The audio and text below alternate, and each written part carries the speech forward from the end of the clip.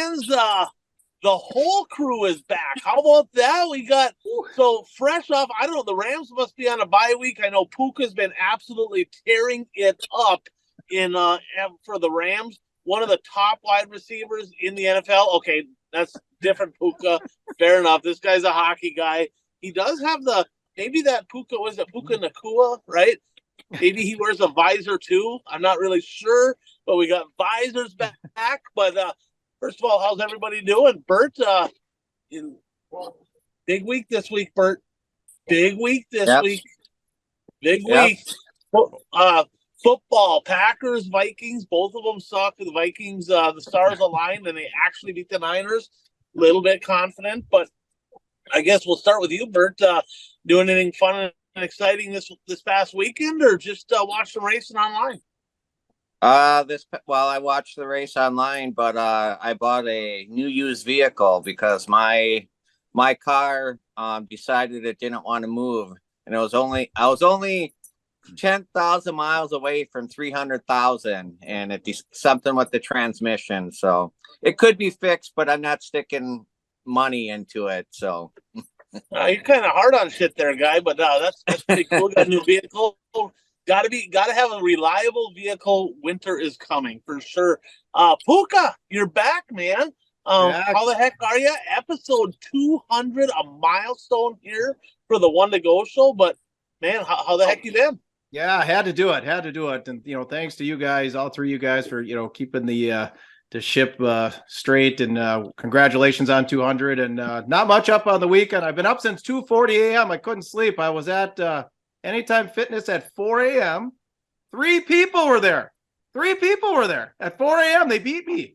So a very lethargic workout. So if I crash and fall asleep on the keyboard, just ignore me and just keep going. Yeah, so we'll just keep on rolling. So the Vikes Packers, when is it? Is it Sunday night, Monday night? I mean, it won't be Monday night. Noon. Sunday at noon. Where? Bert and I'm going to enemy territory. Oh, it's all Bert there. and I are going to Lambeau. What's the forecast so far? Rain. Oh, rain. Chance Cold, of rain. Cold? High 47. Not bad then. Could be worse. Yeah. Ryan is finally going to get to see a Super Bowl trophy.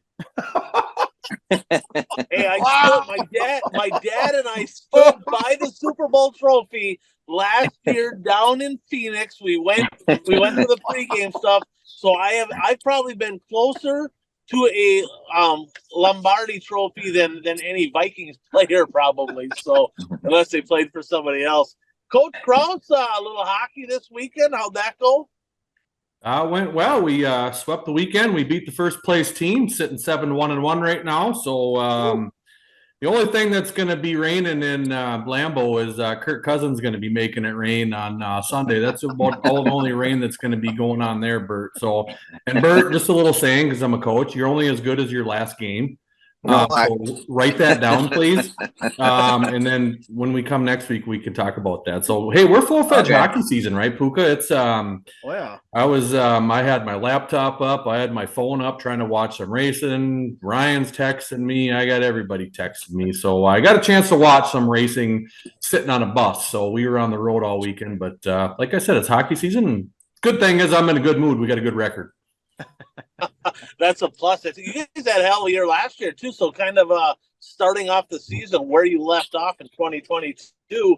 And myself, I actually went up to Jim's house, Changa. I went up to his place here this past weekend. We caught some racing over at his house, and his wife was painting away as we're sitting there watching racing. I don't think she was all that impressed with us, but we had a hell of a good time. Good seeing him. And my pit guy Casey as well came over. So we got to see a couple of my old pit guys there this past weekend. But episode 200, boys, brought to you by Impact Health Sharing. That time of year, if you pay for your own health care, if you're a business owner, self-employed, drive truck, you're a farmer, whatever it may be, if you feel like you're paying too much for health care, shoot me a text, shoot me a call, message me on Facebook. 218-969-1380. Been able to help people save a ton of money. I mean, we're looking at an average cost for family about $600 a month with a $2,500 combined total family deductible. So it's been a really good product, and I'd be happy to get you some info. But guys, it's open enrollment right now, isn't it? Is that what they call it? it? Is. Now, the benefit, we don't have open enrollment. You can sign up for our product anytime. It doesn't have to be, but it is open enrollment. So I know a lot of business owners definitely looking at healthcare options right now.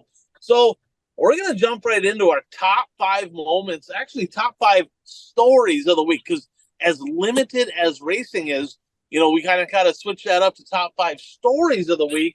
And before we do that, quick shout out to the gang over at Daytona 1 Performance Lubricants, a group of people very passionate about reducing how much people have to spend to enjoy this great sport of auto racing. A lot of different lubricant options. Of course, Buck in the Hall of Fame for NASA for lubricants. One of their banner products is their tire treatment stuff.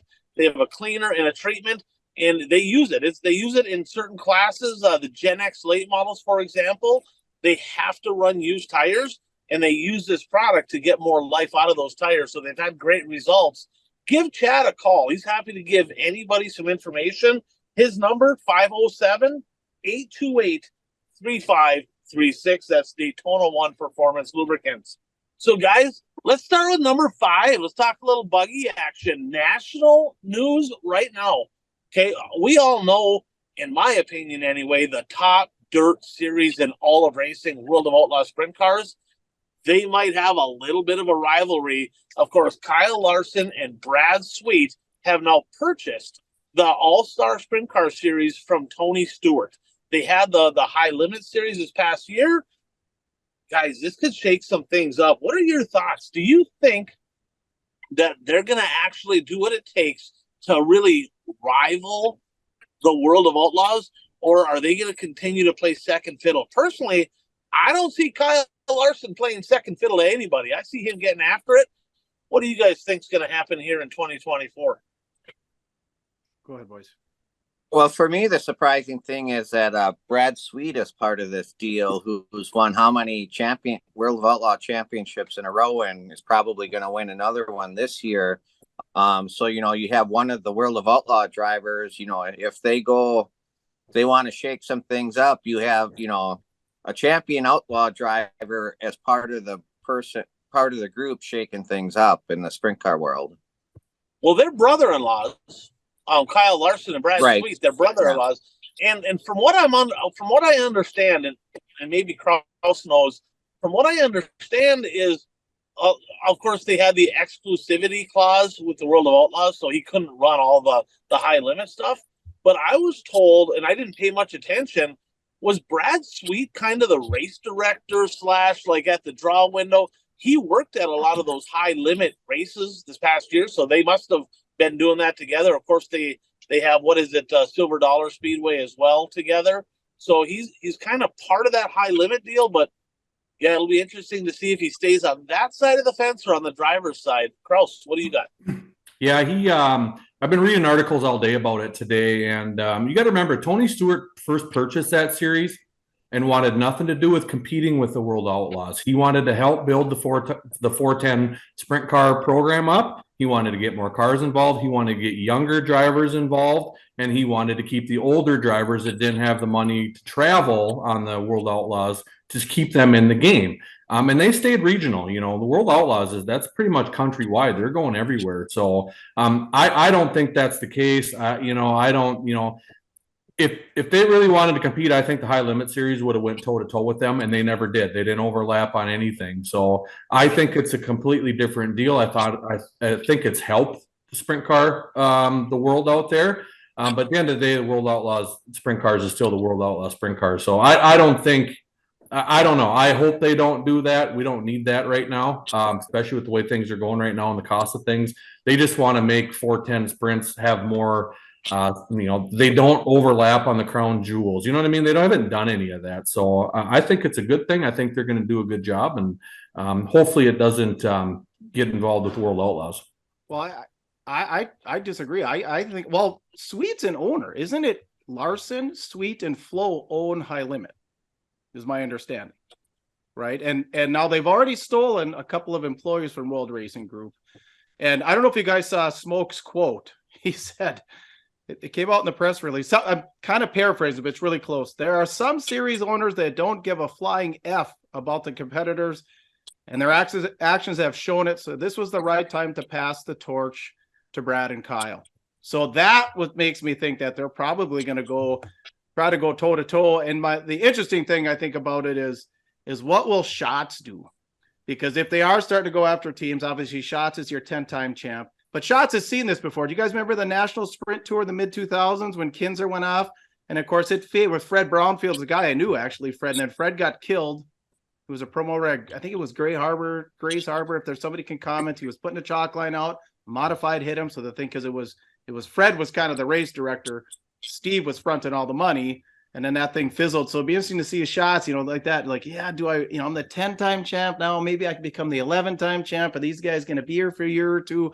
It'll be interesting to see. But I kind of think their intention is to go toe to toe and this, because I think that ACS kind of opens up some potential races, tracks, scheduling, and then the streaming. I mean, that's what Flow owns, right? So they'll, because ACS was 410 sprints. So they were doing two. They were doing high limit in ACS. Now they can just concentrate on the one. So I think they're going to go toe to toe and try to get that streaming money. What do you think, Ryan? I am super, super interested to see when the schedules come out, right? When the schedules come out, we'll know quick, fast, and in a hurry. I mean, guys, it's $350,000 to win the World of Outlaw points. It's $200, and then there's $150 if you're, exclusive.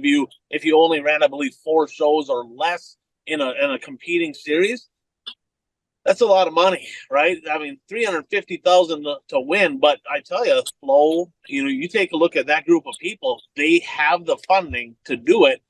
Will they? I guess we'll find out probably a little bit sooner rather than later. I mean, we're already just about into November. I would have to think schedules are going to come out probably within the next month. I would assume probably before Thanksgiving. PRI, right? PRI is where a lot of them are announced, and that's what, mid-December? Mid-December? Yeah, that's early December. Yeah, that'll be before Gateway for the late models. So, yeah, it'll be super, super interesting. So let's jump local scene. Number 4, Princeton Speedway, who, if we remember, the last 10 years, they've been mostly IMCA. A couple with soda classes. Cliff Sasker, that owns the North Central Speedway in Brainerd, had the lease down at the Princeton Speedway in Princeton, Minnesota. And he decided, you know what, the time has come. They had the right to go after it again, but the bid went to the Wagaman family and Ogilvy Raceway in Princeton.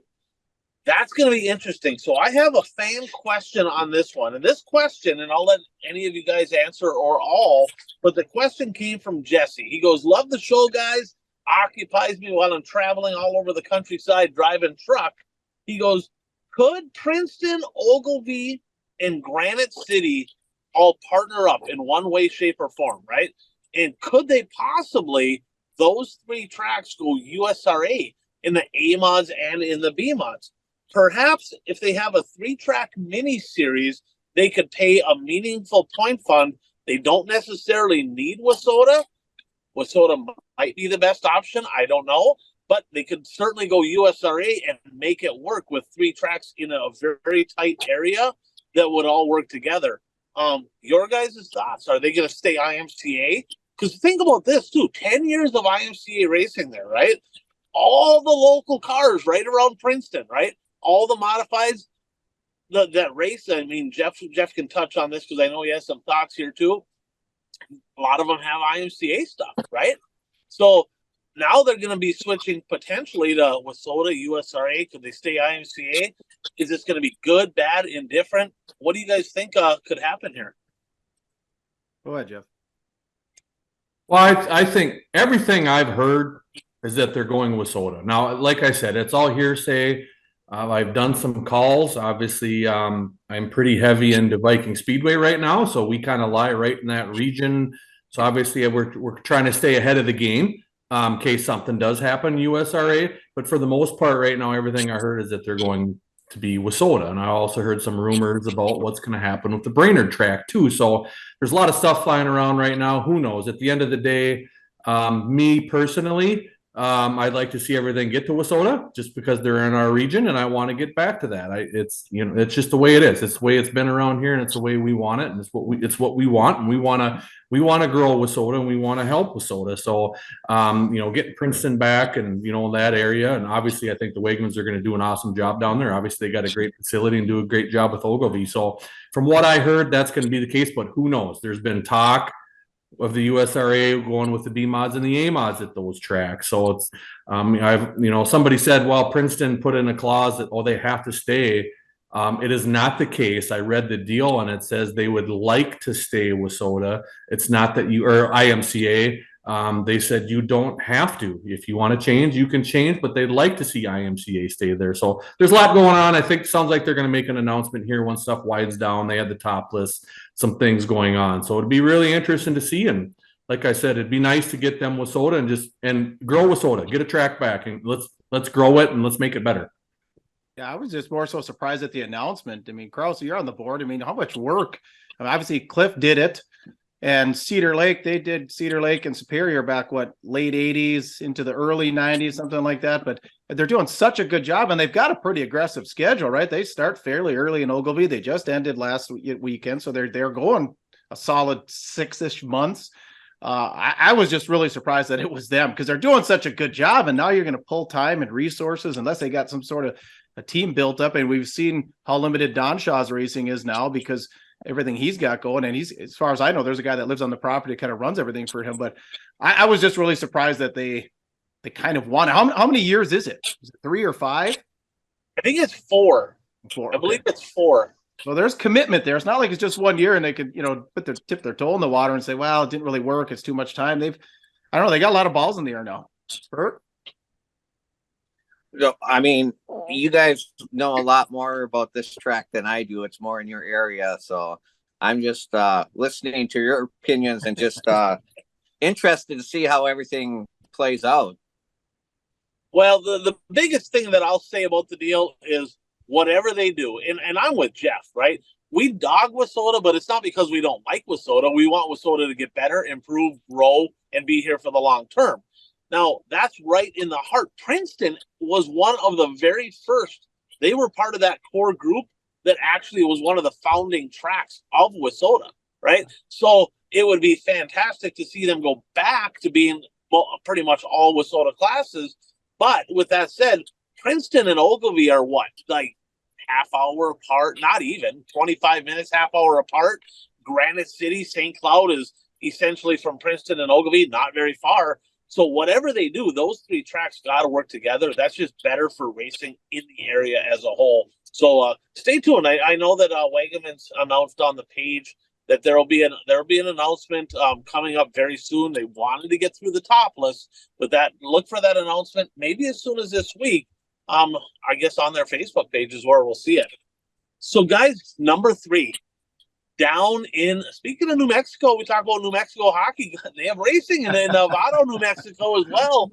And they had, I don't know what they named it, maybe their Fall Nationals or whatever it is called down there. 3 nights of racing down in Vado, USRA modifieds. Now, of course, USMTS was off this past weekend. So a lot of the heavy hitters went south, including a guy from Minnesota that's been really, really good the second half of the year, Jake Tim. I mean, he was basically on the podium every night, won the second night, got second in the big event. Jake O'Neill and Jake Tim won prelims. Cade Dillard, the thriller Cade Dillard, parking in Victory Lane. The prelim nights, I know Krause watched them as well. The prelim nights were fantastic. I mean, they were really, really good. Jake Tim got the win on a green-white checkered.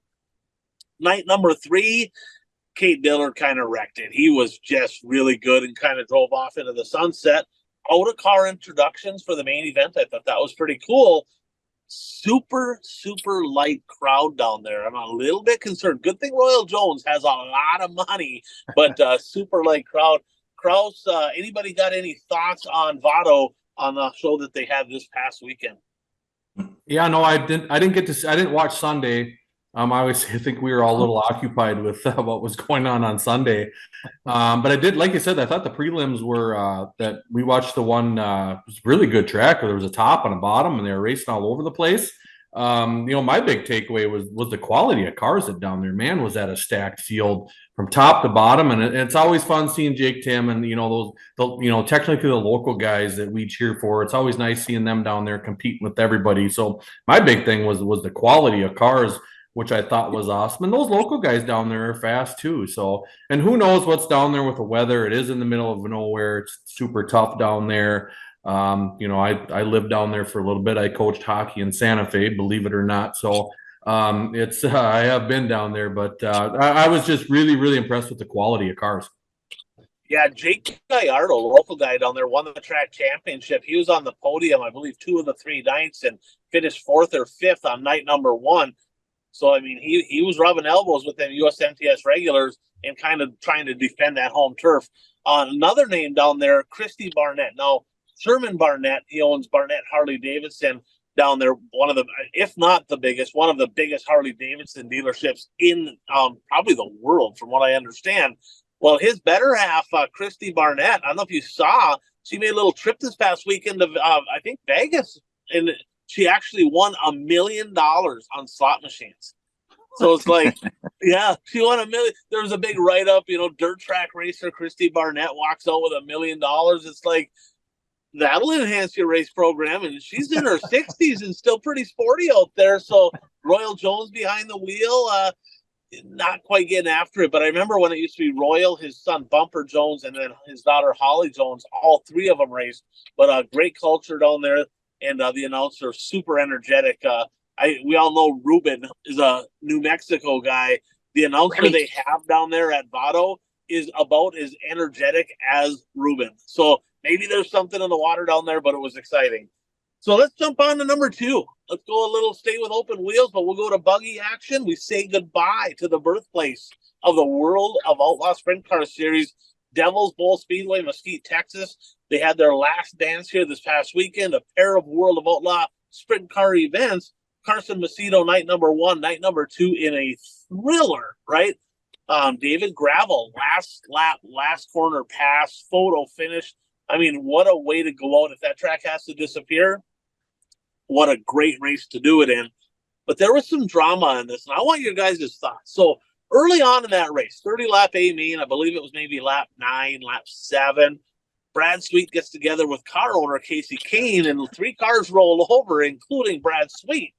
Red flag comes out, and it took a while. They're down in the pits, and they literally, I mean, if you guys haven't watched, I know you guys have, but if a listener hasn't watched a lot of World of Outlaw sprint car action, it is insane what these crews do. And they get a pretty extended time to do it, but they change the spoiler, and they literally put a whole new front axle. And I mean, they basically rebuild the entire car and then go back out there. So not only did the long red help, but then they give them extra time in the work area to ensure that the drivers following their series have an opportunity to get back out on the racetrack and put a show on for the people in the grandstands.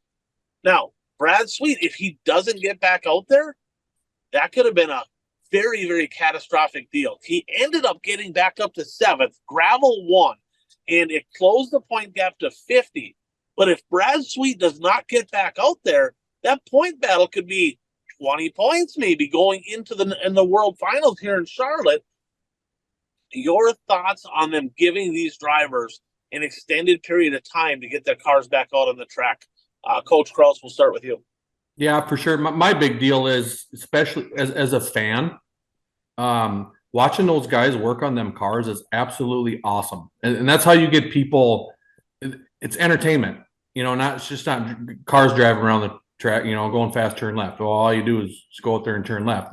You get to see these crews go to work. And they actually went to an open red on that one. Because the announcer said, hey, there's nobody down here to help. Usually you see 20 teams down there helping Sweet, and they obviously, Casey Kane actually got out of his car, probably felt bad for not it was a tough deal with it. I thought Sweet kind of came up. I don't think Kane was expecting it, but Casey Kane was out there. Sweet was out of his car getting them cars back. So when they went to open red, there was fluid on the track. They had cars laying all over the place. So big thing is they do for safety. They make sure, hey, we got to clean the track up. We got to make sure it's race ready. And then none of them have starters, so it takes forever to get those cars back going. But it's absolutely awesome watching those crews go to work. changing front axles and changing shocks and the radius rods and all that good stuff. So from a fan standpoint, I think that's great. And, as a promoter, and thing is that everybody knows it. You're not going to have any drivers complain because everybody they do it for everybody. They don't show any favoritism. They don't care who you are. They're going to be down there, helping and watching, and everybody knows what's going on. So I think it's a really cool deal. Yeah, and I know there was stuff blowing up all over the internet that, their favoritism for Brad Sweet, waiting for him. And like I said, I think Brad's part of an ownership group that's going to compete with the World of Outlaw sprint cars next year. I don't think they would give him, it doesn't behoove them for Brad to be the champion.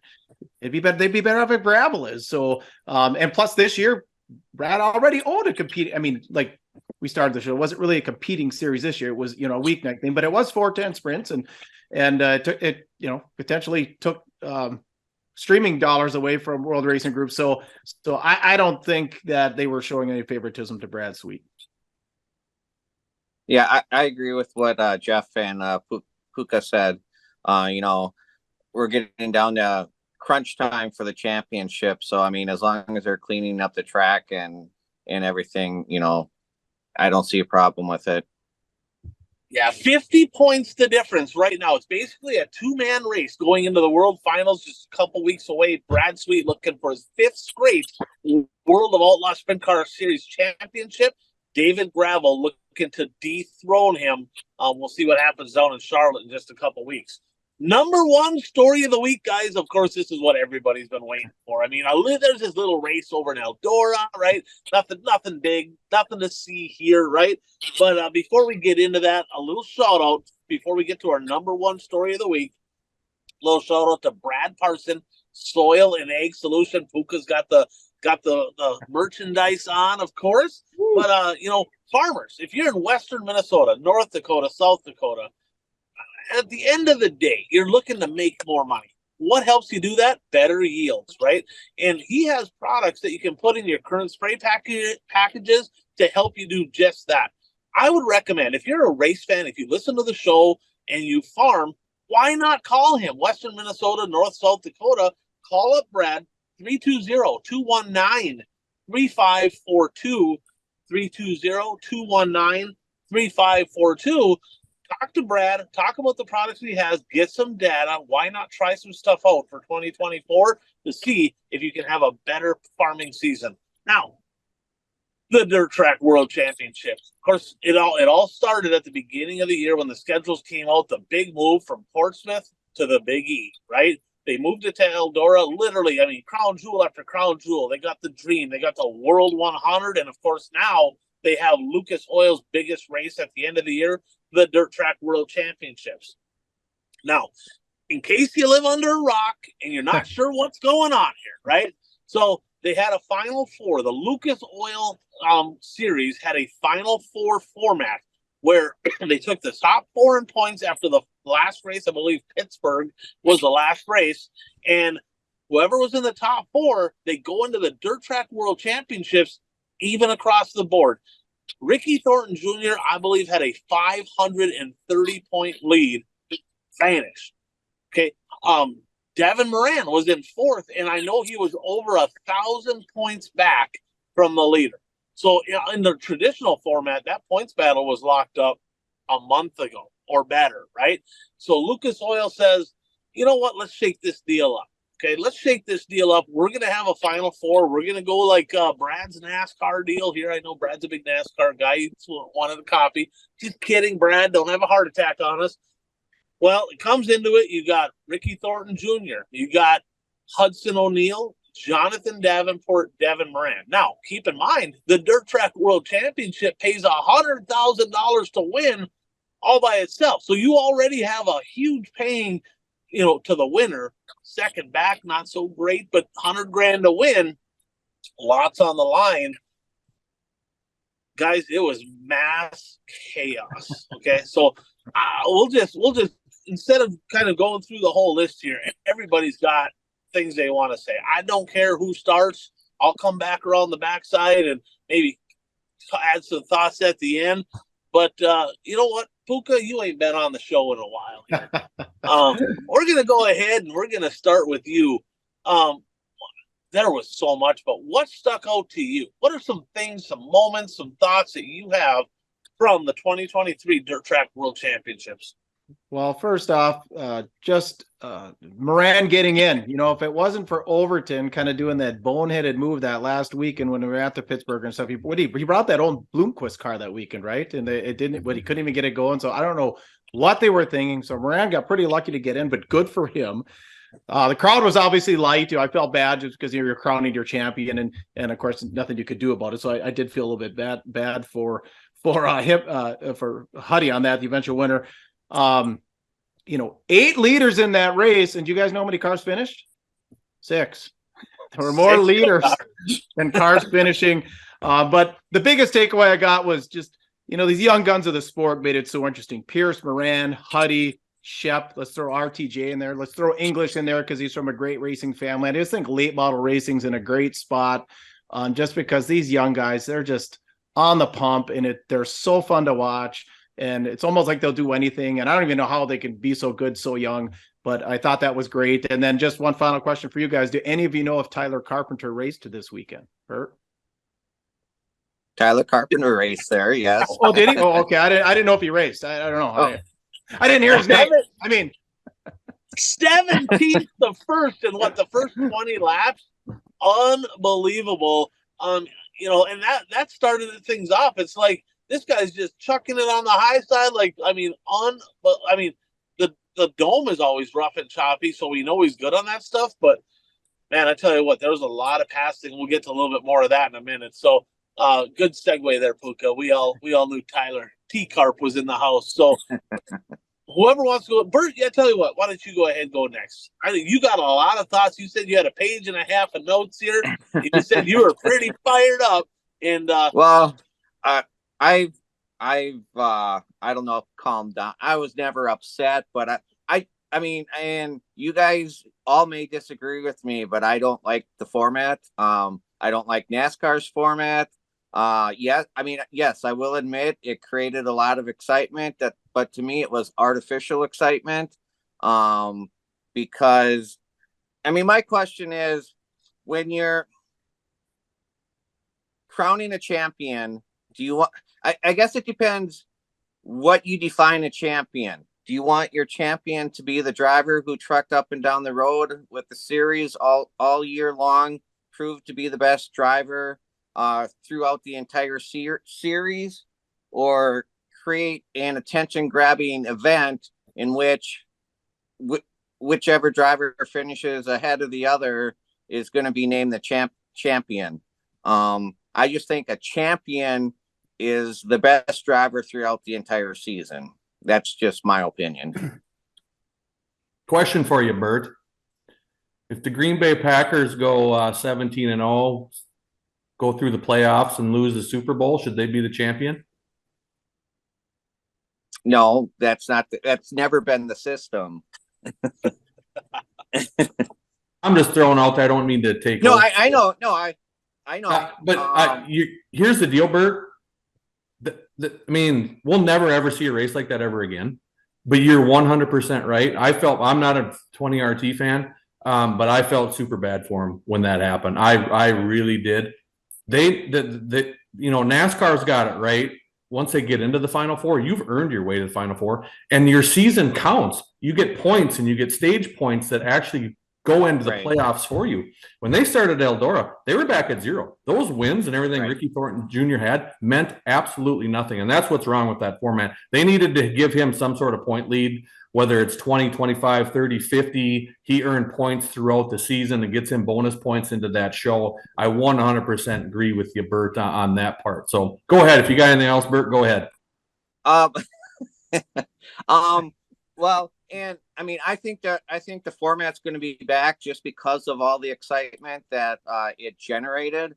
I guess one thing that bothered me was just the drivers voted for this. This is what the drivers wanted, because they were trying to cover their asses because they knew they were screwing over RTJ if he didn't win. But one thing that they never said when they said the drivers voted on this was, were the drivers told that they have a sponsor who is throwing in a ton of money to win, but we have to go with this format, or we have a sponsor throwing in a ton of money to win? Which format would you rather have for that money? I mean, I think we all know the answer. The sponsor wanted this format because they're throwing all this money around. So it's like, maybe they voted on it, but it was kind of, okay, well, if you want this, you have to vote this way. Well, let me pause you, Bert. You have a lot of thoughts, and you talked about RTJ. So let's go back to RTJ. He had by far the most dominant season that I've seen in a long time in Lucas Oil, right? Clearly, as a racer, I was absolutely just beside myself. The minute they announced it, I'm like, this is the dumbest shit I've ever heard in my entire life, right? I 100% agree, Bert. RTJ should actually, I mean, he's the champion. Every driver, all of his competitors know that he had a championship caliber season. Now, with that said, did he choke? Was he impatient with, like, on lap 20 when he forced it inside old Kenny Owens there? Wow. I mean, he did it to himself. He was already fired up after the heat race because a car got into him in the heat race, and when they interviewed him afterwards, he was already all fired up. So, yeah, I mean, I would imagine he was under a lot of pressure and stress to try to perform, and because it's probably in the back of his mind that if I don't come out on top, nobody's going to remember the season that I had. Correct. Yeah, and that's the thing. He did not make many mistakes in 2023. That one was the biggest mistake he made. He forced it in there when he did not have to force it in there, and it was a racing deal. I mean, he come in, he checked up, he pushed, and got together with Jimmy Owens and ripped the right front off. So that leads me to the next question I have on this topic. We talk about the World of Outlaws. We talk about them holding everything up there for Brad Sweet to get back out on the track. They do it for all the drivers. That's a World of Outlaw sprint car deal. He was literally putting his right front tire back on, and they turned the caution lights, went green. Yeah. What in the hell? I mean, do you guys think they should have looked at that and said, I tell you what, one more lap, let's give him one more lap to get back out to get to the back of the field? What is your thoughts? Well, I thought they had given kind of an extended amount of time already at that point, and I thought they were going to, and then all of a sudden Dustin Jarrett's like, well, it looks like the caution lights are out and we're going to go racing, and they didn't even, then they immediately panned back to RTJ there in pit row, and then went back to the start. So I was a bit surprised, and I'm kind of with Bert, getting back to the format thing real quick. I'm not a big fan of the NASCAR one either. Wasn't a fan of this one. But it did make for a super exciting night. Yeah. I mean, the format served its purpose in drawing excitement. I mean, that I don't like the NASCAR format, but about the only NASCAR race that I watch after July is the final race of the season, because they're going to crown their championship. So in that regard, it does serve its purpose, if that's what your purpose is in crowning a champion. But I have a question for you guys. Would this conversation be totally opposite, and everybody would be yelling to scrap the system if Huddy doesn't get his lap back on a technicality and Moran's the only one out on the track, and there's no excitement for the last 10 laps because he's the only contender on the lead lap? Yeah, well, you could say, yeah. Well, go ahead, Ryan. I was going to say, I don't know if it was necessarily a technicality. I mean, it's a rule that's in place. Well, it's right? a rule. They got, and what Bert's talking about, they got the lucky dog. If you're a lap down, whoever's the first car a lap down, and they can only get the lucky dog once, the first car the lap down on the yellow gets their spot back. So Garrett Smith, I believe, was actually one spot ahead of RTJ, but had already got the lucky dog, or not RTJ, but Huddy. And because of that, Hudson O'Neal got his lap back, and the rest is history. So I would say that, Bert, you're probably onto something there. I mean, it was definitely exciting because Hudson O'Neal and Devin Moran it came down to the very last corner. And if it wouldn't have came down to that, it would have not been quite as exciting for sure. And what if because I just thought JD was going to leave 75 laps. And what if JD would have led 75 laps? And, then, I could see a lot of people getting on the internet and saying, wow, he won this big race. He's the champion. But look at RTJ, how much better he was all year, So like I said, it worked for him this time. I remember during the chase when they still call it the chase in NASCAR. It was like when Dale Jr. was in the peak of his powers, 04, 05, and he was like on the bubble to get out. And then he won a race. He swore on TV. I don't know if you guys remember that. He kind of got a little trouble. He said, we're gonna kick some ass and win this thing or something like that. And so like if he wouldn't have, there would have been no incitement, but they got kind of lucky and it worked that night. Like he won, it kept him in the fight. He was like the most popular driver at the time. And so it worked this time. It worked this year, but we'll see next year. The next year, like I said, what if some guy just goes out and cruises for 90 laps and wins the thing? I mean, it like Bert said, it served its purpose this time, and we'll see what happens in the future. And like I said, I was just so sick of the announcer talk about the format, kind of insinuating if you don't like the format, you're wrong. And Randy Weaver after the race, this is where my Billy Madison comment comes in. I don't know if you guys have ever seen Billy Madison, or he makes that comment and the guy just rips into him that this is the stupidest comment that you ever made. Randy Weaver said that you have to love this format because of the way everything went down. And then he named off Devin Moran's car owners as they loved the format. Well, of course they loved the format. They were fourth in the standings and they had the chance to win the championship. So don't tell me that everybody that this is the best format because the fourth place car owner thinks that, loves the format. And then he also made a comment. He said that, usually championships, there's usually one race that costs the driver a championship. Under the old format, RTJ could have stayed home and he would have still won the championship. They changed the rules to make it a one race could cost you the championship. So that was one of the stupidest comments that I've ever heard. And then, okay, I just have one more thing. I like it, Bert. Keep on going, man. He's on fire. I don't think I like Devin Moran, and I don't think he realized what he said. But when they interviewed him, he was talking about how great the format is. And for those who don't like the format, you guys should go get another hobby.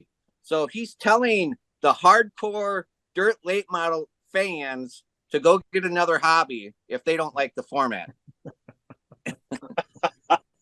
Well, here's the deal. So the biggest people that had the right to really be upset was RTJ's group, right? Because everybody else, second on back, second, third, and fourth, they knew they weren't winning the championship. This was the only way they were going to win it. So, but you see a lot of RTJ fans on their belly aching. Now, in case you haven't noticed, I haven't seen RTJ, complaining about the format or whatever, probably because he knows he's a racer. When you screw up, he realizes he messed up and he'd get absolutely torched, right? If he went on there and complained about the format, the haters would just unleash on him. So he knows he messed up. But I got to give a donkey award here, guys. Donkey award to RTJ fans that were in attendance at Eldora. Okay? So a little story for you. First of all, he was literally one lap from getting back out on the track and being able to take the back of the field and actually stay in the lead lap and be in contention, right? Did not make it back out there. If you're an RTJ fan, right, literally, I don't give you, throw a freaking cooler on the track, throw your hat, run out on the racetrack, bring out I don't give a shit what you got to do. They kick you out, so what? RTJ's back in the hunt, we're good. My sister did it. We're in Bemidji, guys, back 1993, a day or two ago. I'm racing for a championship, big wreck, ripped the left rear trailing arm off, spring flies out. They pull me in the pits, and we're just about back together, and they're about ready to go green. I'm like, they're going green. You got to stop them. You got to stop them. My sister and her friend literally ran out on the back straightaway. They had to, slow everything down, and they stopped it, and I was able to get back out on the track, and I got back up to third from the back. So if my sister can do that, right, other people can do that too. So donkey award to the RTJ fans in attendance for not giving the assist when the assist was needed by RTJ. Well, I don't know if you saw this, but RTJ did post. This was like last Thursday. He posted that he did not vote for this system, but he knew what the system was when he signed up to race the Lucas Oil this year. So here's the other deal, guys. So 3 years ago, two or 3 years ago, it was $75,000 to win the Lucas Oil Championship. Guys, fourth place paid $100,000 to win this year. So it's $200,000 to win, 150, 125, 100. So even if you go back a couple years ago, I think it might have even been the first year that T-Mac won it. He won back to back, $75,000 to win. Even if you got fourth, it sucks, right? Because that the racer is like that championship, being able to look back in history, your name on the trophy, and all the shirts, you're the champion. That's meaningful, but money wise, the increase in sponsorship money, nobody was really out any money. It was just out the prestige of winning it. So the money was good for sure. Carl, so you got anything to say? You haven't talked in a while. Yeah, I don't. If you didn't like that format, like that race, you got something wrong with you. I mean, and my wife even said I jumped off my chair on that last lap, and Tyler Peterson was up on Facebook, Cole Searing was up on Facebook. I went through Facebook and everybody was up there going, my heart stopped. It was absolutely unbelievable, and it was all because of the format, like it or not. Like I said, at the end of the day, there's pretty much only one group of people that didn't like the format. But like I said, we'll never ever see a race like that ever again with 6 cars finishing. Here's my deal. If Ricky Thornton Jr. would have took the Dale McDowell approach, okay, because Dale McDowell's what? How old is the guy? He's in his 50s, almost 60. He had cancer. He rode around and he got 5th place. To be honest with you, Dale McDowell really did nothing that whole race. He just rode around, saved his equipment, and he got 5th place. If Ricky Thornton Jr. would have just done that, like you said, I think he would have been there at the end. And a lot of cars broke, but I want to know how many guys just pulled in due to track conditions with those DNFs. I would assume a lot of them did that. They just said, I don't want to race. Well, Dale McDowell, I got to tip my hat to him. Like I said, some older guys got health issues, stayed out there the whole race, 100 laps, finished the race. Then you got young bucks just pulling in because of track conditions because they want to save their stuff. So, unbelievable. They need to change. The only thing they need to change is they need to reward Ricky Thornton Jr. going into the Final Four for having all those wins, have some sort of bonus system. Other than that, I thought it was great and looking forward to having back at Eldora next year. All right. Well, I guess we should move on. There were anything else? Anything else on Eldora? No, I've ranted. The only other thing I saw a bunch of people complaining about refund on tickets and for Sunday and not getting their money back and having to pay again. I don't know. Did either of you two see anything about? I know some fans were upset about not getting money back. I don't know if there was a refund policy or a rain policy or what it was. Did either of you two see anything about that? Well, Joe Staria posted. Yeah, is what I read, I think, and if I'm understanding right, and Joe can comment, but I think he said that they just there were no refunds Saturday. They just said no, you got to come back Sunday, or otherwise it was kind of like too bad. You got to if you can't come back, there's no refunds, and that's. I mean, I think I was actually, but no, that must have been Monday because he was there the whole time. But I just kind of read through it fast. But you're right. There were some fans that left upset. Like I said, they never showed the front stretch crowd, but you could how the world and the dream are, Bert. On the grass is the grassy knoll. It's just full, and there was just nobody there, and obviously understandable considering everything. So I kind of felt bad for Huddy, felt bad for Shep that they accomplished a lot, and there was really nobody to cheer him on in victory lane there. Well, and it's kind of funny because somebody from our group posted this. Apparently, RTJ had posted lost in all of this is that, does anybody realize that Brandon Shepherd actually won the Dirt Track World Championship race? Well, and that's a tough thing too. What do you do in that situation?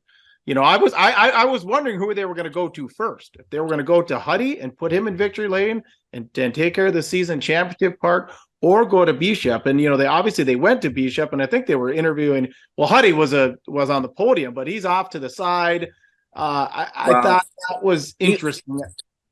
The top three in points, they were in the inspection area, because right as you pull off of the scale, you pull off to the left, and that's where they do the droop rule and all of those other technical inspections.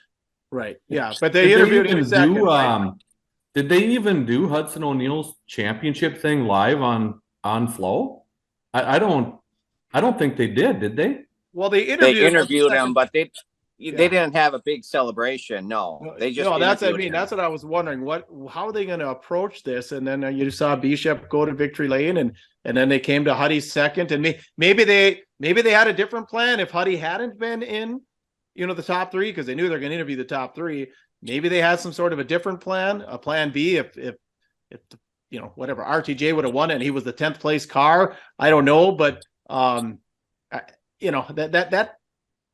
you're the racer, Kraus. I think that takes a little or a lot of flame away from being the champion. Not getting that celebration in victory lane, the champagne, the confetti, and all that. Yeah, for sure. And I thought once, they obviously did a great job, but I thought they'd roll Brandon out of there. And I saw all the pictures, they had their championship sweatshirts on, the Rocket one, they had all their stuff. I saw all the pictures, but that wasn't live on Flow. And I know they were live on MAV TV, because I know they cut into MAV TV, went live. So they're actually live on TV. So I thought for sure they were going to do some sort of championship, bring them all up there, re-interview him, maybe interview Mark Richards. I didn't see any of that live on the stream. So I think they kind of maybe missed the boat there a little bit with that. Yeah, that wasn't on the stream, because I watched the entire stream, because I was hoping they were going to interview Davenport and RTJ, but they never did on the stream. Okay. All right. Well, we may as well move on here. We'll go over to by the way, fans, good stuff so far. Hammer the like button, hit the subscribe button. All right, we'll move on to the top list out in Ogilvie. Obviously, the Wazota area season kind of comes to a close. I did catch a late model feature. That was about it. Kraus, did you? Oh no, you were on the bus. How much did you dig into? Bert, did you dig into a lot? I did not see any of it, actually. Okay. Yeah, no, I just kind of was looking through some results. I didn't get a chance to watch a whole lot. I know Ryan was texting me about some things. I was looking at results.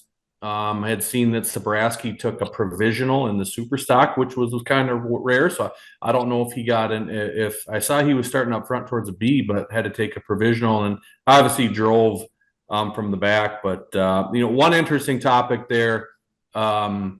The top two guys that won street stocks are actually in stock cars. I don't know if you guys knew that, but Tim Johnson was in his stock car and technically won the street stock race. So I don't know what they were doing for rules there or what it was. And I know the second place guy was actually in a full blown stock car, and Vogel ended up getting third. So I don't know what there was kind of rules there, but I didn't get to see a lot, and saw that obviously I believe Mr. Pat Dorr won the late model. So he's obviously very dominant there, but didn't get a chance to watch a lot, but kind of the last hurrah, great car count.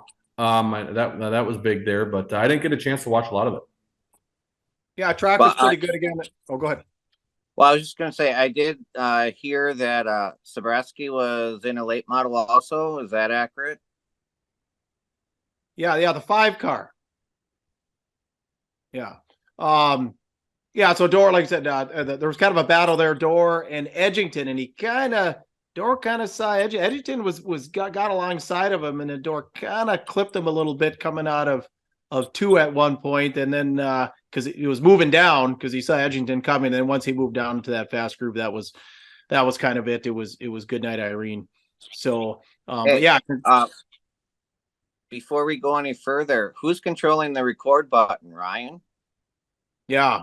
Well, what we could do is we could take a break and then jump back on. Should we do that? We could just as easy take a break, regroup, get Ryan. Yeah, maybe back. maybe just pause it and then we can get wait for maybe Ryan can get back up here because you're the controller now. I see Puka. Oh, I am. Okay. Oh, okay. Okay. So let me do that. We're going to take a break, race fans. Be right back. There we go. Now. All right. We are back. Yeah, we are back. Right. So technology. I'm up in upstate New York with a new phone, and it just is all right. It is what it is. I don't know where you guys left off. I know we were talking about the Dirt Track World Championships. I did have a couple questions for you guys. Did you guys kind of finish up your banter on that? Yeah, we did that. We just did a quick recap of Ogilvy. None of us really watched too much of it. So if you want to finish up on Dirt Track and then go into the topless. Well, I mean, the one thing is the track conditions obviously made the show, right? Because I mean, you had some choppy stuff there that really made things interesting. They were challenged all week long, guys. I stayed Sunday night, about an hour and 20 minutes north of Eldora on my way to upstate New York. It was 34 degrees. 34 degrees. So it had to have been like 40s or whatever during race day. So that was a lot to do with it. The question I have though is this: up until this race, what is the most memorable race on dirt, right, that you can ever recall? And I'll let each of you go. Your most memorable race that you remember watching either live in person or online up until this point. What would that race have been? Bert, I'll let you go first. I believe it was 2006 World 100, the year that Jeep was bouncing off the wall while leading, battling with, I think Earl Pearson Jr. was one of the drivers he was battling with. But that's the most memorable race I've ever been to and seen. Kraus? Oh boy, you're putting me on the spot here, man. This is a rough one. It's a tough one. I have to go. I got to go with I don't even know what year it was.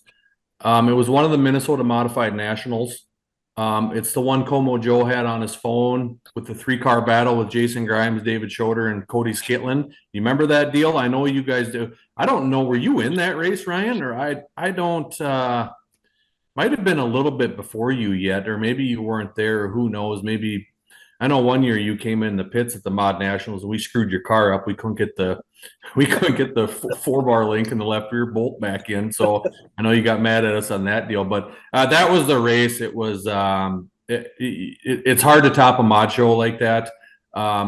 And it was at Viking Speedway, obviously my home track, but it's probably still one of the greatest mod races. People still talk about it. Actually, I saw Como Joe at the 100 last year, and he still talks about that race. So that's probably my most memorable show that I've watched or witnessed. I'd say off the top, I would think more, but 1991 when Auckland came to the Labor Day shootout, and everyone was running the bottom there, and there was that caution about lap 10, and it was a 40-lap race, and I don't know, but he was sitting in 9th, 10th, 12th, and he went to the top and just, I mean, he lapped everybody up to about 6th. So I would have to say that off the top of the hash, that's mine. What about yours? There's a lot, and I'm kind of a homer. I got to go back to Ron Jones winning the Chuck Helmer Superstock Invitational after rolling over in my dad's car on lap 1. But you think about it, right? Like that was a pretty cool moment. One storyline, right? All of these, Jeep Van Wormer bouncing off the fence, good race, exciting, but no storyline, right? This race here, there was multiple storylines, lots of drama.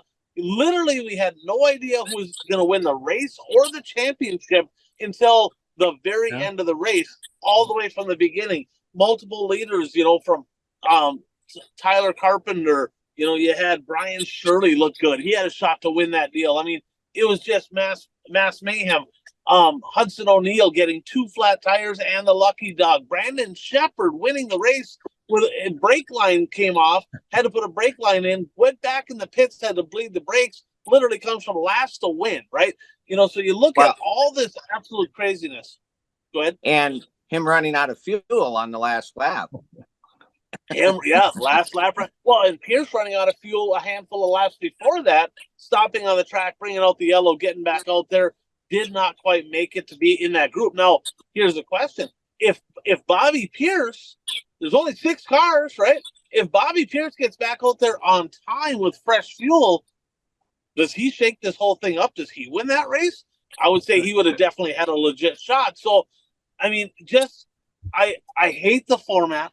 I loved the event, and I hate that I loved the event because I really hate the format, right? It's like, Well, what the hell?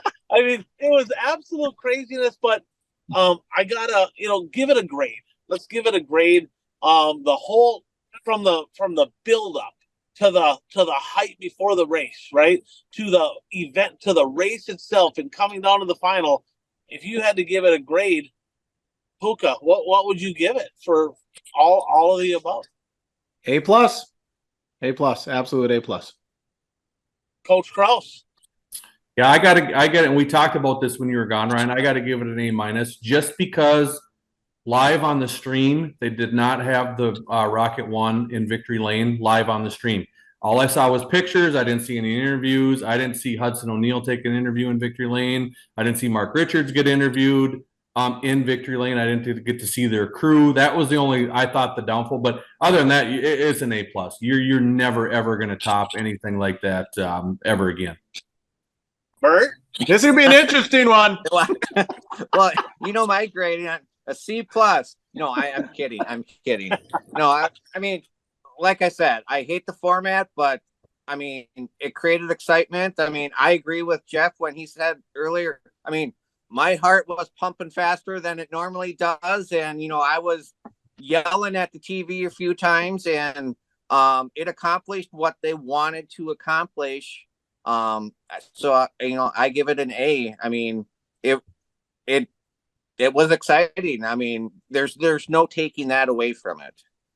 I'm going to give it an A-, not because of not interviewing necessarily Huddy, but I feel like they should have interviewed all of the top 4 finishers in the points. I wanted to see them interview RTJ. Oh, yeah. I mean, not that I want to see somebody absolutely miserable, but it would have been interesting to see what he had to say in the moment, right? Jonathan Davenport. So it would have been, I would have liked to see those interviews as well. Well, the thing is, they do have a media center at Eldora, and I saw a picture of the top 4 in the media center. And I believe it was after the race, but I couldn't find the interviews from when they were in the media center. Yeah, they'll probably be on tape delayed or whatever. I'm sure they'll have them on later, but it would have been really good to have right away. I mean, they should have had them out on the track. And I get it. I wouldn't have wanted to talk to anybody either. If I was RTJ, I would have been really upset. But Brad actually shot us a message in our group chat today, and he said, imagine this being WISSOTA, right? Imagine myself, Jeff Kraus, maybe you, right? We got a huge lead. We win 30-plus features in a year. It's over, right? And all of a sudden they decide, well, we're gonna take the top 5 at the WISSOTA 100, and we're gonna put even points on everybody in the top 5. Well, how would you feel, right? I mean, so how would we feel if we're RTJ? But could you see another series, whether it's World of Outlaw on the national scene, WISSOTA on the local scene, going, you know what? We haven't really had a whole lot of points chases. Pretty much the points battles were done pretty darn early in a lot of these. Could you see other people trying to copycat this deal like WISSOTA and saying, you know what? Shane Zabrowski, you had a hell of a year, man. Had a great year. I mean, this deal was locked up for you about Labor Day weekend, but we're going to go ahead and take the top 4, top 5, and we're going to just even everything out for the 100 and see how this all shakes out. Can you see him doing something like that? What would your thoughts there be? We'll start with you, Puka. That would be interesting. I don't think if I was sitting in Kraus's chair as a promoter, I would like that, because I could see that during the season, maybe racers wouldn't travel as much because they would say, well, geez, it's such a gamble anyway, because it's going to come down to one night at the 100. So as a promoter, I don't know if I would like that format. A guy like Zabrowski, who shows up in Grand Rapids on odd, here and there, maybe he would. Maybe he'd say, well, why would we work so hard if they'd all be taken up from us in one night or at one race, one event?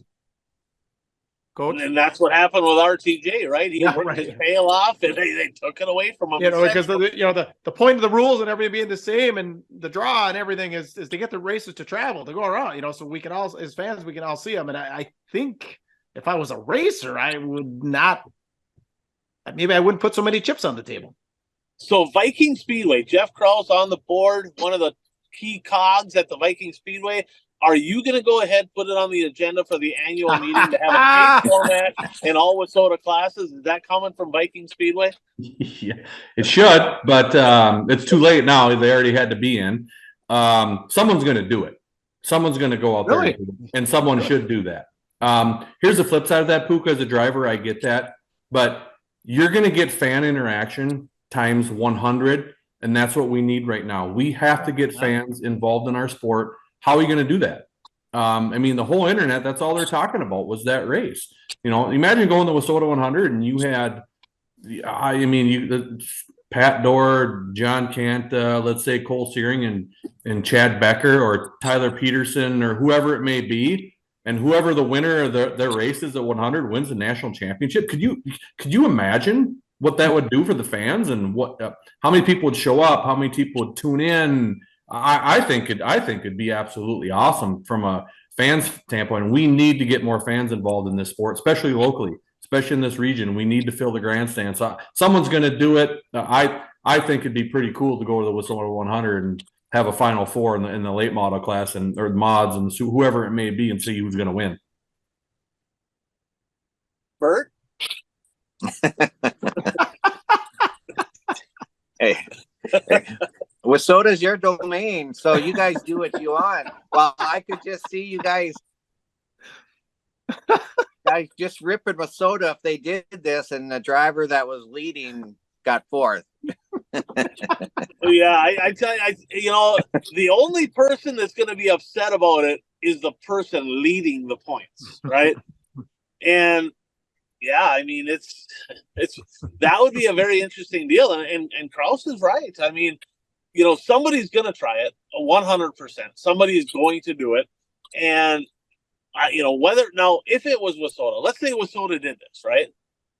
Would it be fair to be like, well, the Wissota 100's at I-94, that's where what an advantage if that's your freaking home track, right?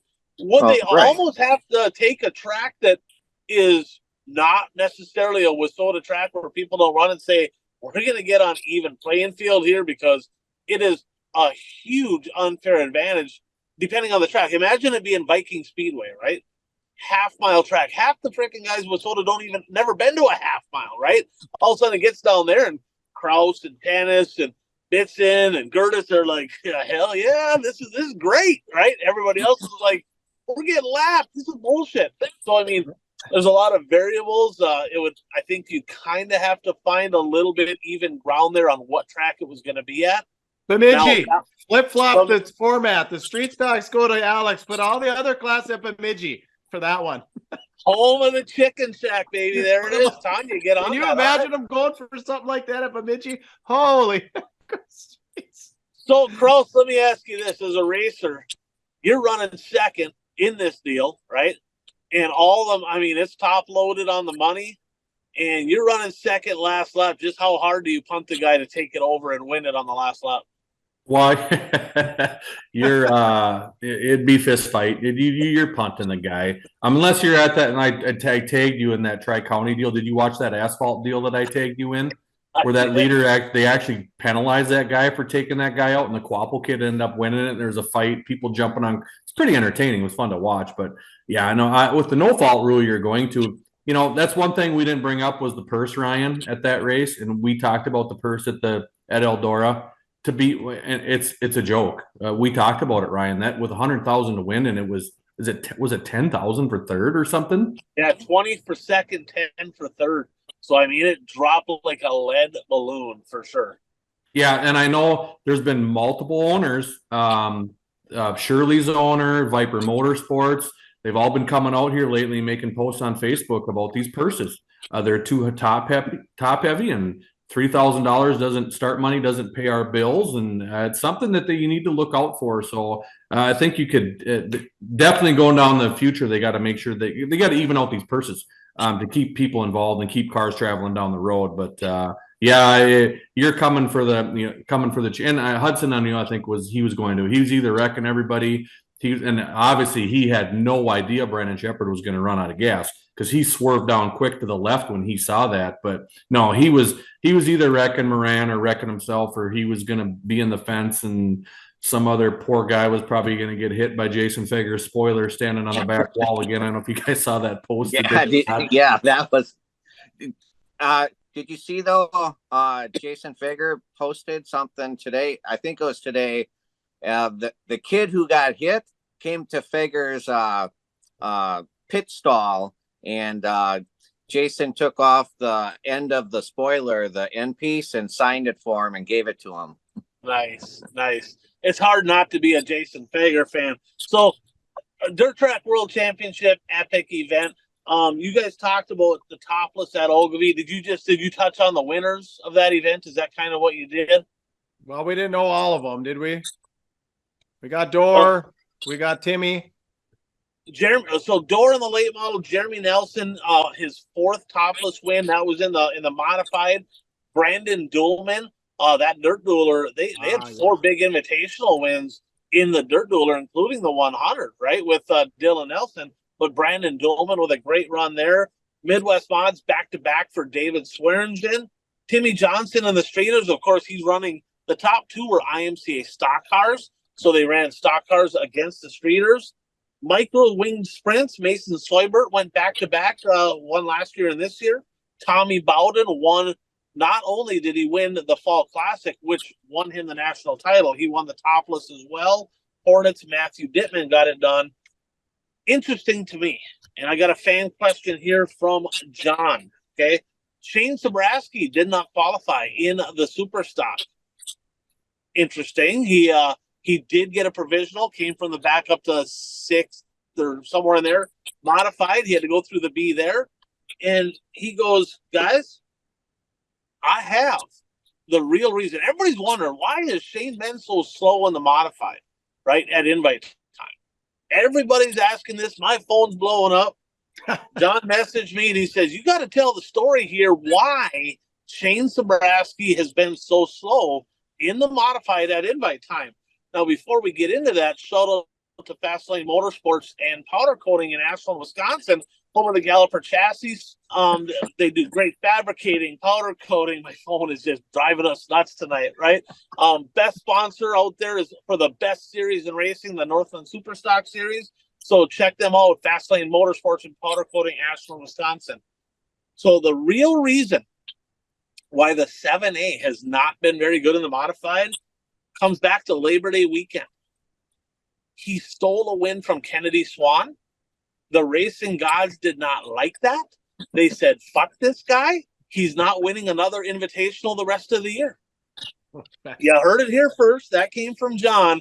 So it is literally karma. You steal a win from a 16-year-old girl at invite time, you're done. Park the piece of crap. You're done. You're not winning anymore the rest of the year. Sell it. Get a new car. That car is cursed. That's why Shane Sobraski's been so slow at invite time. So, weekly pickups, boys. Brought to you by buyraceshirts.com. If you need hats, hoodies, t-shirts, any kind of apparel for your race team, your sponsor, your track, your series, whatever it is, for racers, by racers, Jordan and the crew down in Montevideo do a great job at buyraceshirts.com. Last week's big winners and losers here. The old 71A here, 7 points. That I'm so far freaking behind it. It just doesn't matter. Dan had 5 points. Curtis and Bert had 4. Mike and Kent had 2. Jeff had 1. And Big Bad Brad got the goose egg. Brad, tip of the cap to you. Maybe we got to pick more NASCAR stuff for you so you can start getting some points again. Current standings. Curtis at 214. Bert at 206, 8 points behind. We got about a month and a half to go up to Gateway. You still got a shot to go 3 for 3. Brad and Dan tied at 198. They're still in the hunt. Mike at 187. Kent at 184. I'm at 177. We just don't need to talk about that. Not So Hot Carl at 163 and his brother Jeff at 138. Guys, Carl is literally done picking for the year. He says, I'm just out. Jeff's at 138, his brother Carl at 163. Can Jeff catch his brother even though his brother is no longer picking? No. What's the over-under on that one?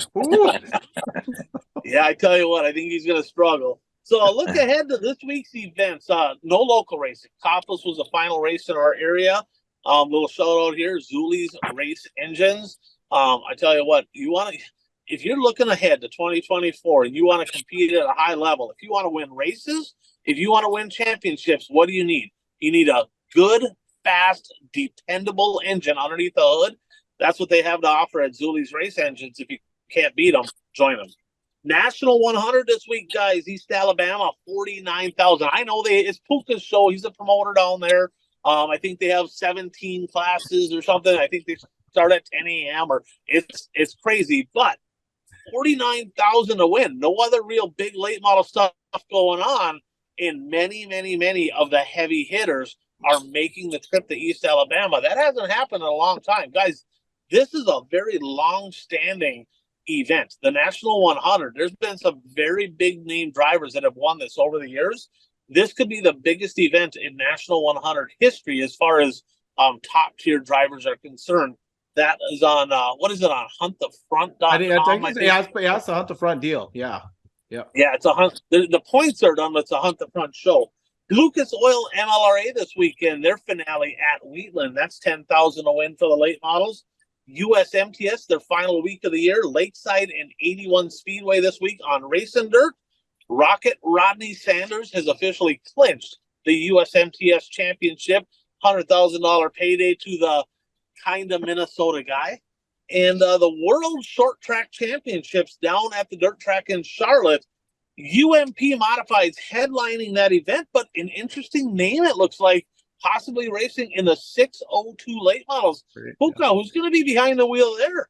Yeah, the Kentucky Colonel. Yeah, I saw that, Steve Francis. And I guess that car is owned by the CEO of World Racing Group. What's Yes. Clark, is it Clark, or is that what it is? Brian Clark? Brian. Carl's, help us here, Brian. Jeez. Anyway, that's who owns it. Brian Carter? Is it Brian Carter? There you go. Yeah, Brian Carter. There it is. But yeah, pretty interesting. I guess he already tested, ran a couple laps like last weekend or the weekend before or something like that. So very interesting. Yeah. Hey, why not? That'll be fun to see. We'll see the old. It's a 602 crate, so it's basically a B mod motor in a late model. So, but that's basically their C late model, so to speak, down south. So the last lap here, brought to you by our friends at Dirt Track Supply, Watertown, South Dakota, home of the Aero Chassis. Ron and Trevor Anderson, they've had great storied careers in racing themselves, but they're passionate about the sport, passionate about helping others. They service many racetracks in the area. They're parts vendors. If you need tires, you need parts, safety equipment, advice, you need a new Aero chassis, fab work, whatever it is, check them out. Dirt Track Supply, Watertown, South Dakota. So speaking of Princeton dropped, of course, they haven't dropped anything, but new promoter there. Mandan, though, Dakota Speedway in Mandan, North Dakota, dropping the Wissota Street Stock division and switching over to the IMCA stock cars, essentially eliminating Wissota at the Dakota Speedway in Mandan. Kraus, you got street stocks at the Viking Speedway. You're a little bit kind of in the know what's going on. Are you surprised that they made this decision prior to the annual Wissota meetings? Because a big complaint was, Burt transmissions, this and that and the other. Are you surprised they didn't wait till after the annual meetings in November to make this decision?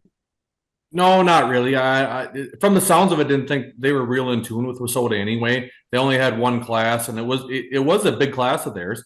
It really was. They did have a really good Wissota street stock class out there. So no, not really. I think they were IMCA anyway. It's just another sanctioning fee. With Wissota having, technically having, you probably have to have a Wissota tech guy, IMCA tech guy. It can be a little bit of a hassle, I could see, but Not really. The fact that they were only one class out there, maybe they didn't want to be part of the deal and didn't want to be part of the rules and send their stuff in. So, dealing with IMCA and dealing with WISSOTA, I could see that being a headache from a promoter. So I wasn't real surprised after doing a little investigating on that.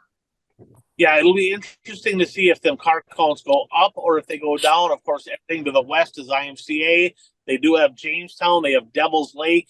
So there are Lisbon, Wishick. So there's some WISSOTA tracks around, but they're also surrounded by IMCA. So it'll be interesting to see how that move works out. Hunt the Front. We talked about Hunt the Front series. They announced today their points next year, guys. $50,000 to the winner of the 2024 championship of the Hunt the Front series. Going to be interesting to see when the schedule comes out. Hopefully they work together, don't schedule on top. As you know, Bobby Pierce leading. Of course, he locked up the World of Outlaws. He's leading the XR. He's leading the Castro Flow Racing Night in America. He has a legit shot to win 3 championships in 1 year. Could a person win 4 if this one comes in? Just depends how the schedules work out. Want to give a quick shout out here to my buddy's kid. Andy Hoftag used to pit for me a little bit. His 12-year-old son, tip of the cap here, Clayton Hoftag. He actually won the Minnesota Micro Series Championship. He was the Rookie of the Year in the series, won the Junior Wing Kart Championship at Ogilvie. Now, here's the deal. He wanted a little bit of a dig. Now, this kid's 12 years old, right?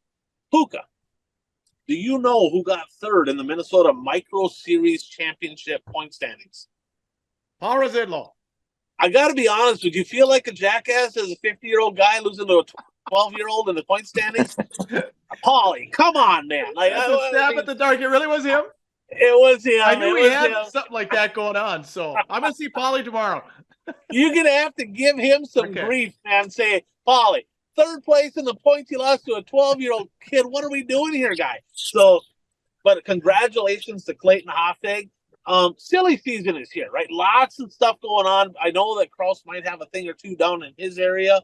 Tucker Peterson had a great run in the WISSOTA Street, finished 3rd in the national standings, 2nd-generation driver. His dad, Joey Peterson, very accomplished. Tucker Peterson moving to the WISSOTA late models for 2024. Good luck to him. Kraus, you can maybe confirm this. Ryan Satter officially going Superstock racing in 24, isn't he? Yeah, correct. And I believe possibly Eric Riley. He's contacted me about my other turbine or possibly getting in a turbine because Jeff Flatten's still building those. Yep. So he's been snooping around and knew I had, my car my cousin runs is a newer turbine. So the flips, I don't know. There's been maybe that whole crew has been, Vogel had that one car he bought from Trevor Nelson. I know he sold that. So there's been some talk there, some people getting them in there. So it's interesting to see Satter, all those guys run together. So it'd be nice. We need some more supers down in this area for sure. So other than that, I haven't heard much, but just some super stock talk. Yeah, that's going to be interesting to see what Vogel does. The Reaper, Ryan Gustin, he's making the switch from Longhorn. To Longhorn, right? Of course, he was in a Rocket going into a Longhorn, going to race for Todd Cooney, the Coon Dog. Going to follow the World of Outlaw Late Model Series again in 2024. And another one came out today or yesterday. Did you see what Tanner English is up to for 2024? He's jumping into, I believe it's called a BMF chassis, and that is built. The builder of that is Bruce Built. I don't know his last name, but it's Bruce Built. But Corey Hedgecock, that's his chassis, is Corey Hedgecock. So Tanner English, he was in a Longhorn, wasn't he?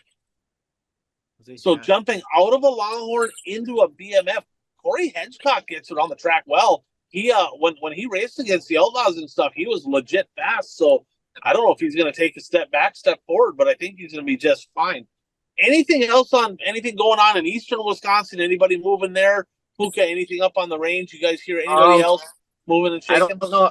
I haven't heard of anybody moving, but there are 2 racetracks right now for all you people who think that you know how to run a racetrack.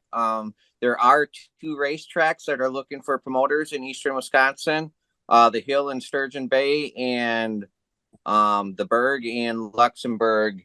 They're both county-owned tracks, so the county has sent out requests for proposals for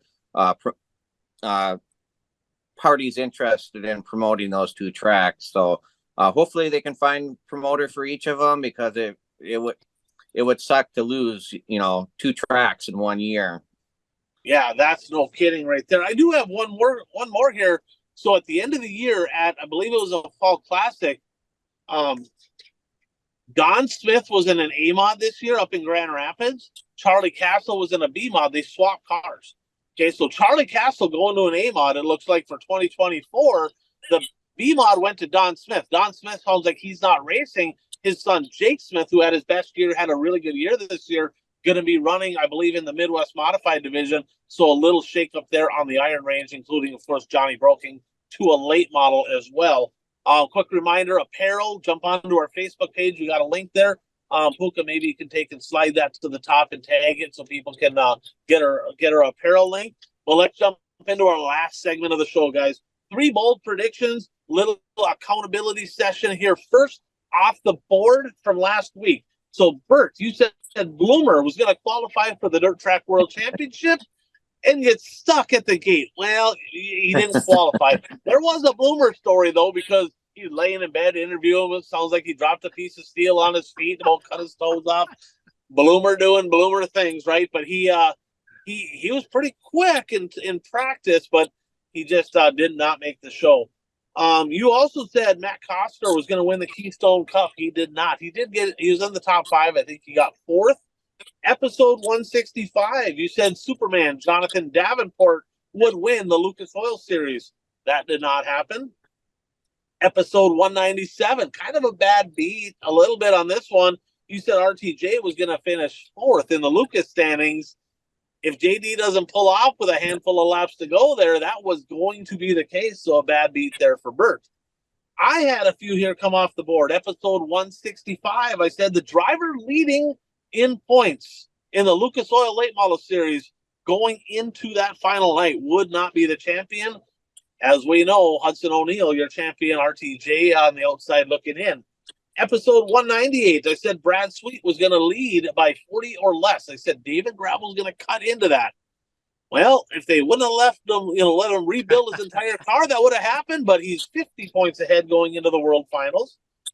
3 features would be won at the Topless Nationals by 2023 national champions. That did not happen. And I said Rodney Sanders and Jake Tim would go 1-2 one way or the other in the A main. Jake Tim did get 2nd. Sanders, I think, got 3rd or 4th. The winner, of course, was Cade Dillard.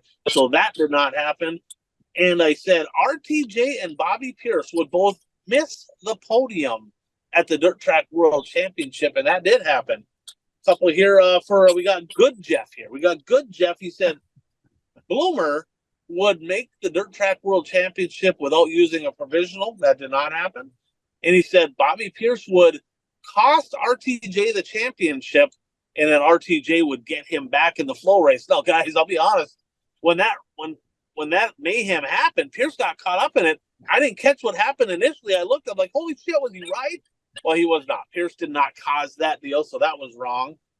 Coach Krause, you had a few come off the board here this week. Donnie Stocks, 2 podiums at Devil's Bowl. 1, you got a 9th and a 3rd.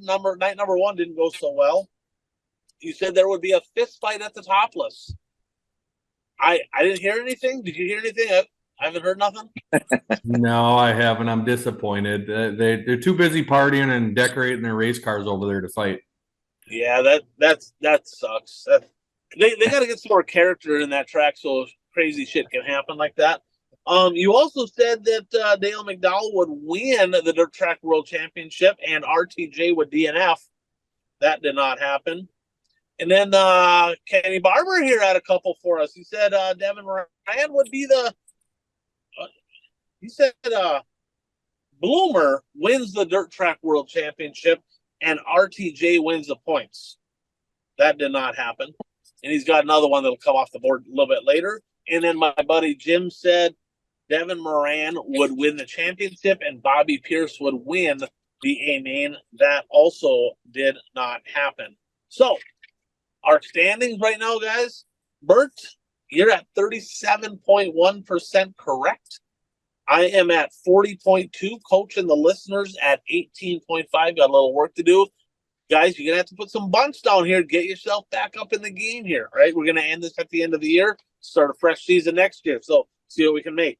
So this week, what we're going to do is we got several of us here. I do have a one from one of our viewers. Good Jeff sent me some picks as well. We'll make 3 laps around the track.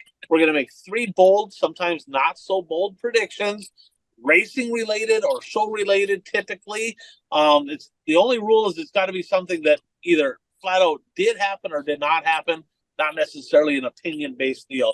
So we'll start with Bert. We'll go Bert, Kraus, Puka. Then we got Good Jeff and myself to cap things off. Bert, what's your first of 3? My first is the World of Outlaw Dirt Late Model Series will go with some sort of chase format for the championship next year. You probably sniped all of us here on that one. So World of Outlaw late models going with some kind of a chase format in 2024. All right, Coach Kraus? We're going to go, I'm going with Dan Ebert will get 1 podium this weekend out of the two shows in they're down. I was actually just texting Dan and Jeremy Nelson, and I guess the weather looks absolutely horrible down there. So they're all kind of hanging on and don't know what's going to go down. But I'm going to take Ebert will get 1 podium this week. Okay. Puka? I'm going to go with World Finals, Donnie Schatz podium. Are they 3 nights? Is it 2 nights or 3 nights? It's 3 nights still, right? 3. All right. All 3 nights podium. All 3 nights podium for Donnie Schatz.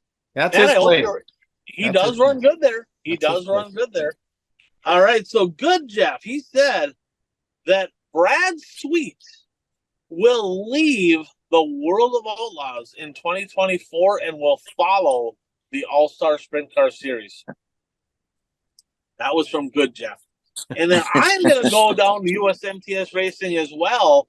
I'm going to go Jake Tim. Jake Tim is going to finish on the podium both nights.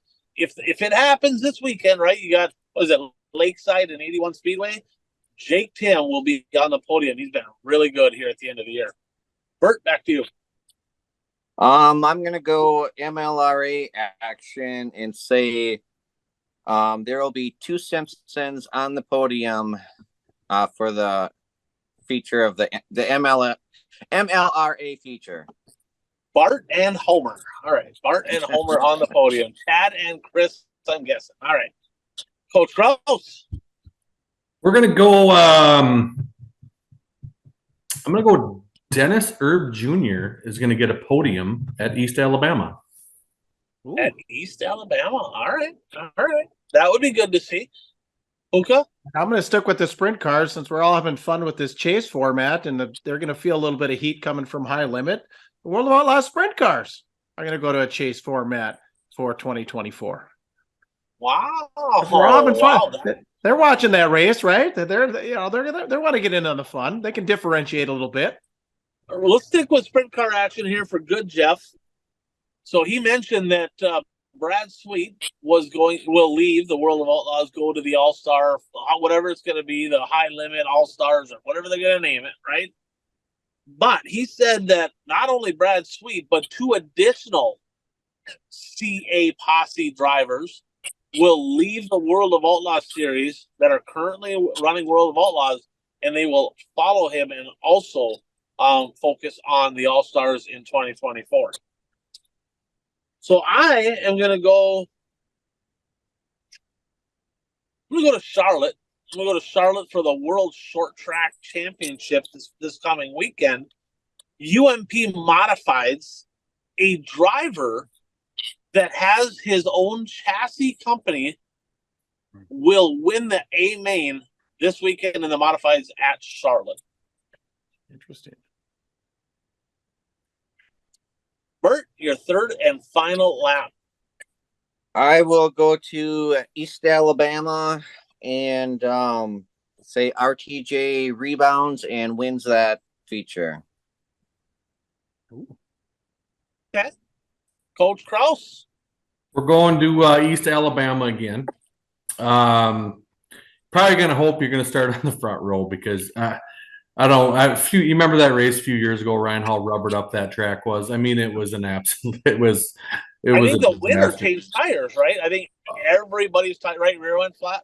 Everybody was coming in, so I'm super pumped.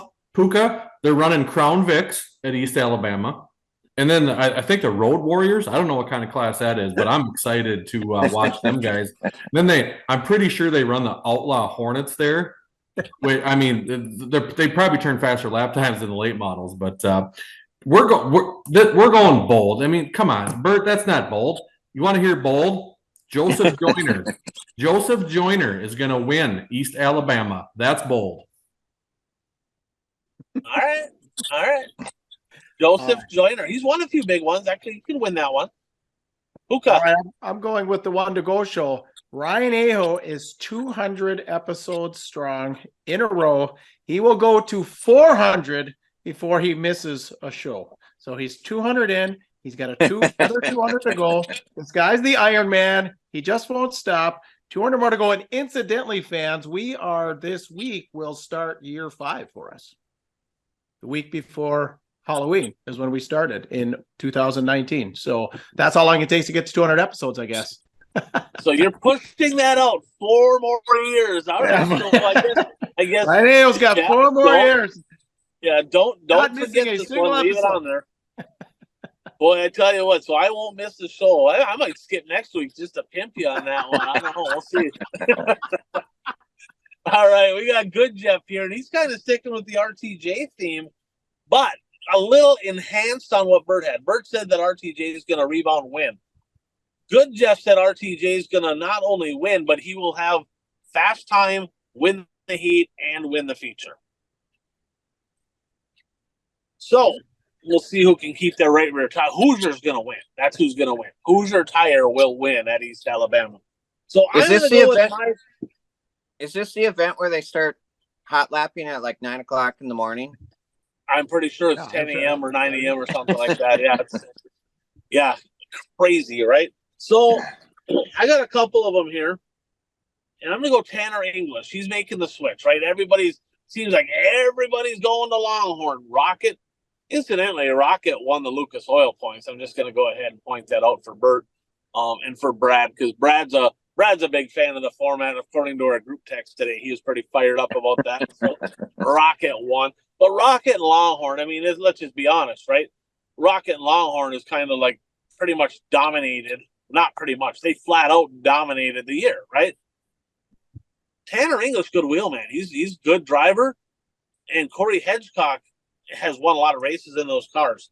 Tanner English will win at least 10 A-mains in his BMF chassis in 2024. Wow, that's a bold. So there we have it. I tell you what, Puka, good to have you back. 200 episodes strong here and rolling. Thanks to all of our great sponsors. But Puka, why don't you go ahead and bring us away? All right, I will do. So you can find us all on Facebook at Bert Lehman, at Ryan Aho, at Racer Puka. Women have been asking about your Facebook handle, Kraus. What is it? My Facebook handle? I don't even know what a Facebook handle is. Well, what are you just Jeff Kraus on Facebook? It's just Jeff Kraus, and or I'm pretty sure I have a Kraus 29 racing page, since I do have. I got 2 super stocks and a Hornet in the family now at the racetrack. So our racing program is still growing. All right, so there you go, ladies. You can like both of those pages for Coach Kraus. Of course, like, subscribe, share the show. A lot of good stuff tonight. As always, Ryan touched on merch and swag. Greatest partners in the world: Dirt Track Supply, Brad Parsons Soil and Ag Solutions, Zuli's Race Engines, BuyRaceShirts.com, Impact Cal Sharing, Fastlane Motorsports and Powder Coating, Daytona One, Dirt Race Central, Mason Aaron's Videos. Again, happy birthday to the One to Go show. Thank you so much for everybody that supported us and helped us get this far, episode 200. The One to Go show at gmail.com. And we like your emails. We're getting emails all the time. We're getting more and more all the time. Send us news, pictures, videos. You see something crazy going on at the track, we'd love to see that too. Hit us up, Spotify, TikTok, Snap, Facebook, YouTube. Anything else, boys, on episode 200? That's all it. Right. Racing is dying down, but there really is no off season anymore. No, there really isn't. So for Ryan Aho, for Bert Lehman, for Jeff Krause, I am Puka. Get out there and be your dream. You're tuned to the One to Go show.